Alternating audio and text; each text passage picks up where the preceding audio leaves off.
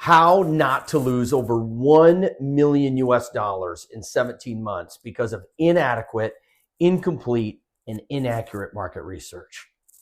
A digital telehealthcare company spent over $1 million in approximately 17 months trying to sell their services to a target market that should have never been a targeted market in the first place. Unfortunately, the company didn't acquire any clients of that specific target market in the 17 months because they didn't conduct enough adequate market research to even know and be confident if the newly sought after target market potential customers were purchasing third-party telehealth services or building the same or similar services on their own. Unsuccessful and ineffective customer adoption efforts will permanently shut down any company or division of a company, especially in a company in healthcare technology where the regulations are so immense.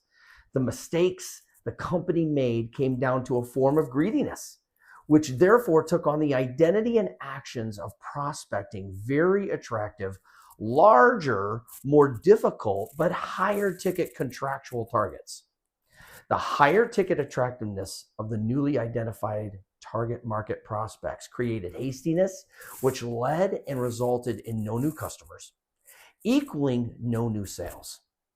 The new ownership organization thought that they could quickly expand the current business model into a more lucrative opportunity by targeting larger hospitals and health systems that had the money to build it themselves. The company was originally owned by a health system with a main campus, tertiary facility, and multiple satellite hospitals in multiple states.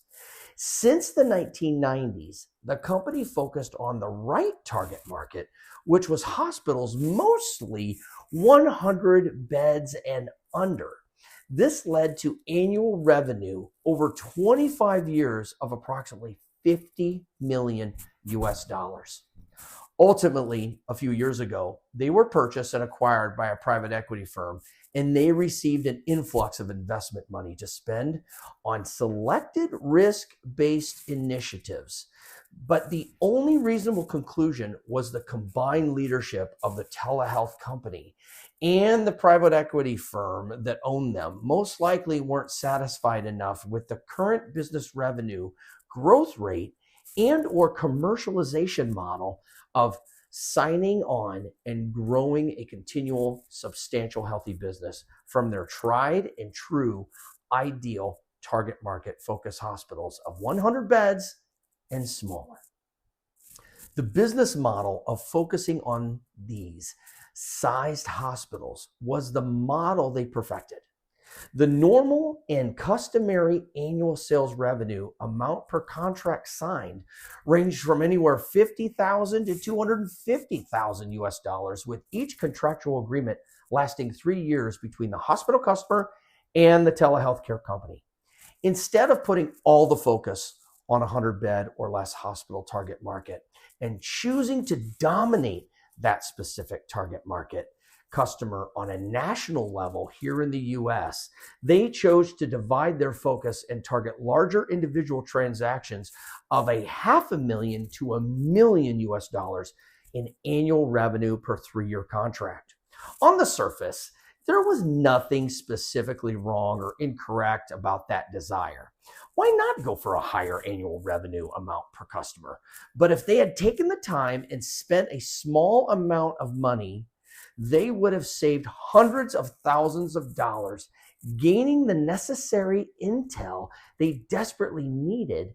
Yet, because of the hastiness and a lack of market research, the executive leadership found out the expensive way, as the market did not respond favorably.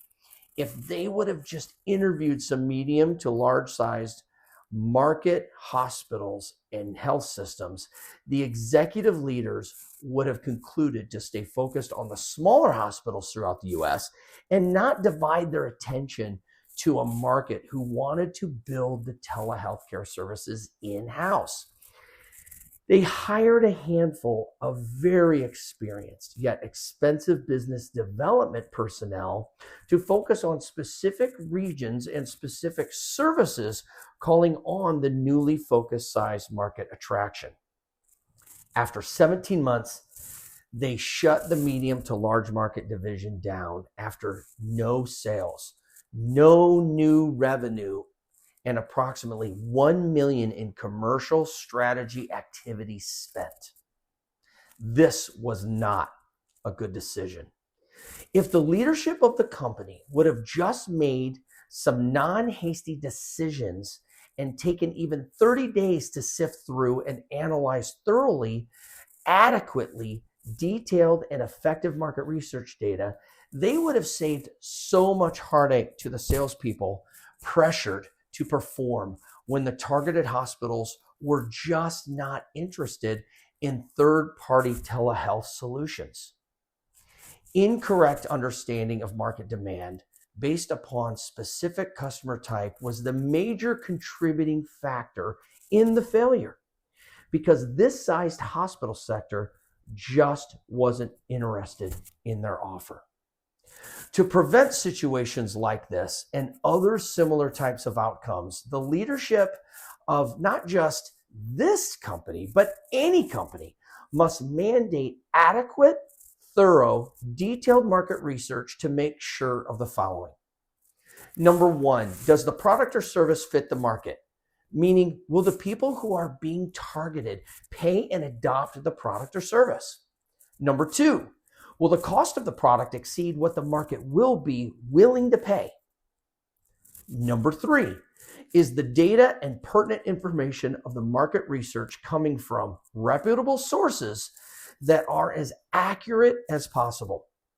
Number four, if the market research says there is a desire or need for fit in the market and the avatar will pay for it, is the final product too expensive to manufacture for broad-scale customer adoption? These are just a few of the critical questions that need to be answered honestly to prevent investment money from being burned up with little or no return on investment.